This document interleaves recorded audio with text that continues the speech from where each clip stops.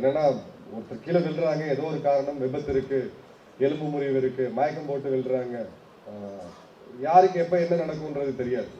ஜிம்ல இன்னைக்கு நிறைய பேர் கீழே விழுறது அப்படியே பொத்துன்னு கீழே விழுந்து இறக்கிறது நம்ம பார்க்குறோம். ஸோ முதல்ல கும்பலாக போய் நிற்காம நம்ம அந்த இடத்த கிளியர் பண்ணணும். ஏபிசிடின்னு சொல்லுவாங்க. சுச்சுவேஷன் ஆக்சஸ் பண்ணி நம்ம அவங்களுக்கு வந்து இம்மிடியட்டாக சுவாசம் அப்படின்றது வேணும். ஸோ அதை நம்ம கொடுக்கணும். இன்னைக்கு என்ன நடக்குதுன்னு பார்த்தீங்கன்னா, ஒன்று ஒரு சாலை விபத்து நடந்தால் அப்படி திரும்பி பார்த்துட்டு கடந்து போயிடுறோம். செல்ஃபி எடுக்கிறது, ஃபோட்டோ எடுத்துட்டு நான் கடந்து போயிடுறேன். அதுக்கப்புறம் நான் ஒரு ஃபேஸ்புக்கில் லைக் போட்டுட்டு ஒரு இன்ஸ்டாகிராமில் போஸ்ட் போட்டு அதுக்கு லைக்ஸ் வருமா நைட் பார்த்துட்டு இருக்கேன். இது ரெண்டுமே தவறு.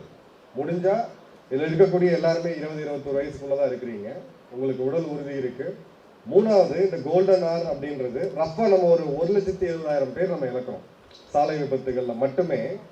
ரெக்கார்டட் ஆக்சிடென்ட்ஸ் அப்படின்றது 1,50,000 1,75,000 பேர் நம்ம சாலை விபத்தில் இறக்கிறோம். செல்ஃபி மோகத்தில் மட்டும் போன வருடம் அஃபிஷியலாக ரெக்கார்டு கிடையாது. செல்ஃபி மோகத்தில் ரயில்வே பாலத்தில் போய் ஃபோட்டோ எடுக்கிறது, இப்போ அருவியில் போய் ஃபோட்டோ எடுக்கிறது, இதில்